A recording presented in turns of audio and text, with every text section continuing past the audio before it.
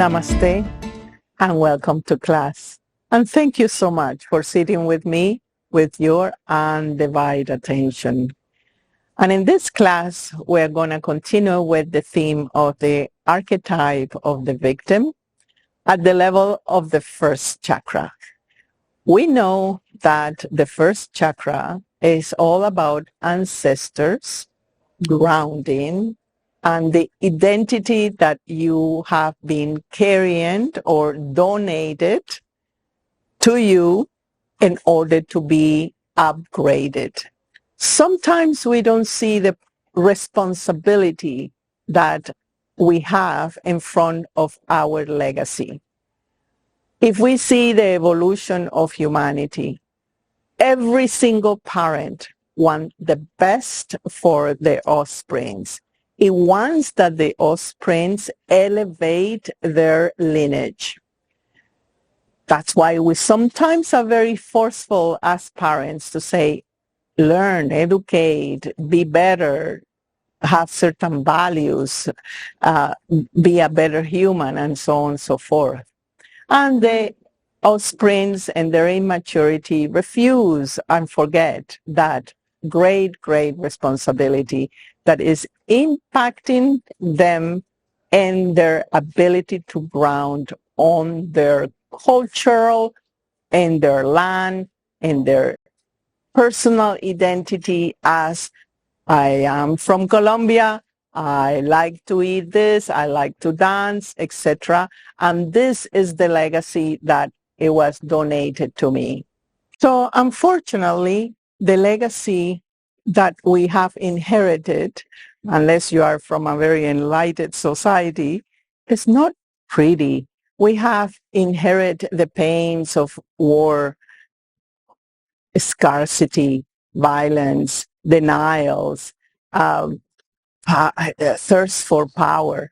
Let's say, for example, in my own legacy, right? I am a Latin American, and I inherited all the consciousness of the Spaniards in combination with the natives of here, in combination with the slaves of Africa, in combination with all the mix that had happened in that pot.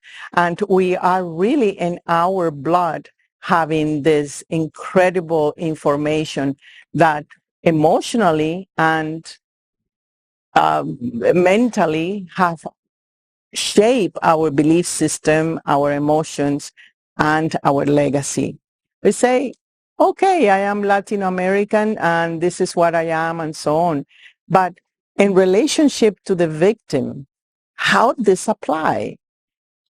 What is the type of information that is running in my blood that is asking me to upgrade it, to liberate it, to purify it, and to embrace it with compassion? If you are in a European part, you may say, well, no, my countries didn't have any war or any violence, but well, you have poverty and you have maybe the opposite. You have the karma of inflicting pain in other races, for example.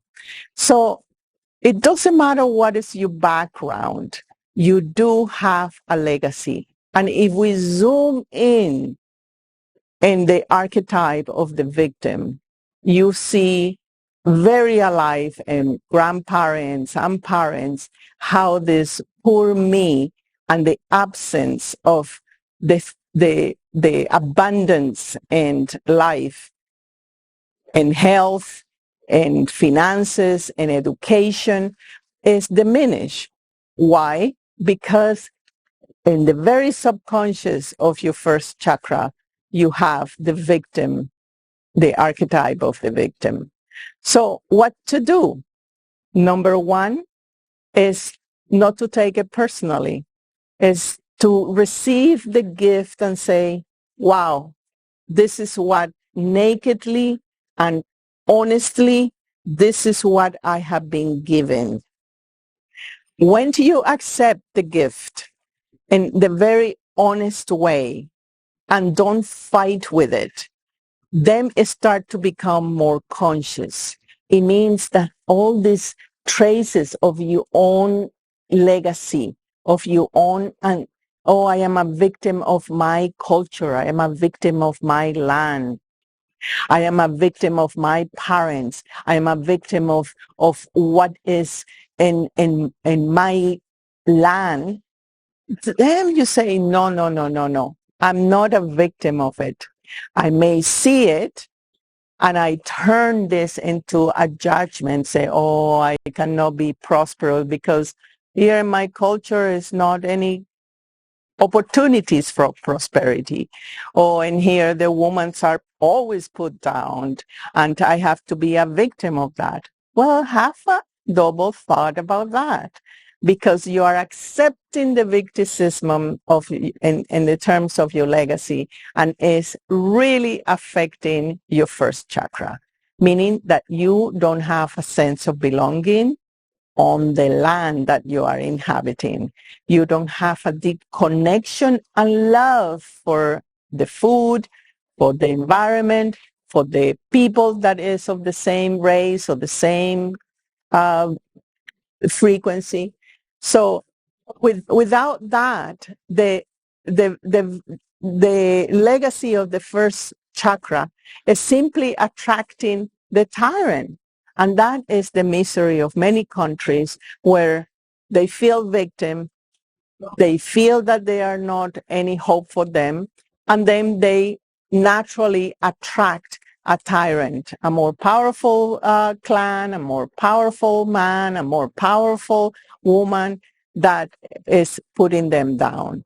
So first thing, make conscious where is the archetype of the victim in your first chakra, in your legacy. Number two, take responsibility. You are not a victim of your culture, and you are not a victim of your race. You are not a victim of where you born, the scarcity, or the place that have give you life. Because with that, you're rejecting a very vital information in your blood. Now, the other aspect in the second chakra, which is interesting, is that the first chakra is not only grounding you, but is also linking to your parentals, right? Is the one that is how you're gonna love and perceive your parents and your grandparents, how you're gonna honor them, how you're gonna take their gifts, because each legacy have a special gift, have a craft that you are meant to uplift.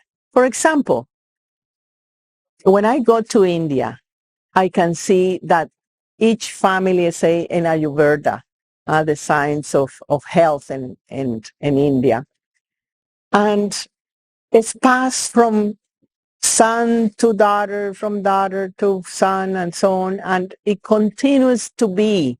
And in each generation, the art and the science of Ayurveda get renovated, get uplifted, get related to the changes of the environment, and so on. It's a moving craft and science that, thanks to the awareness and the impart of the parents into the children, it can be evolving. Same thing with the shoemaking, with the arts, with the military, with the any craft or skill that you have inherited is blocked by the archetype of the victim. You are not allowing that information to come into you and make it alive. So part of your passion for sure is to uplift your clan, your legacy. But you need the transmission of your legacy to have it in order to work with it, because that's exactly the responsibility that you're saying, no, I don't want to be like my parents. Why? Because you feel victimized, because you don't want to replicate the victim or the tyranny or the dysfunction. you either have a misperception or you are not taking the responsibility of the gift of the ancestors in a pure form for you to break through the archetype of the victim. So in that way, you are not only honoring your ancestors, right, which in shamanic work is so important, so important. It's the first honoring, right? We say we honor our ancestors by giving that smoke or that chant or that drum or that breath. We honor the ancestors because it's the ancestors that are going to open the door for that kind of wisdom, the wisdom of the earth, the wisdom of your legacy, the wisdom of your culture, the wisdom of your language, right? So in this class, I want you to look into the how you say that in English? The study of your ancestors. See where you come from. Even you can make a blood test in that. So where you come from? What is the DNA? What are the different parts? And see what that culture have go through. See what is the donation in terms of skills, in terms of highlights, and in terms of pain. What are the pains? Make these two columns and just observe it neutrally. No with say, oh no, I don't want this, or judging, or poor me again because I have this legacy. No, just a neutral observation of what is the information you have in your first chakra. Thank you so much for sitting with me, and I will see you in our next class. Namaste.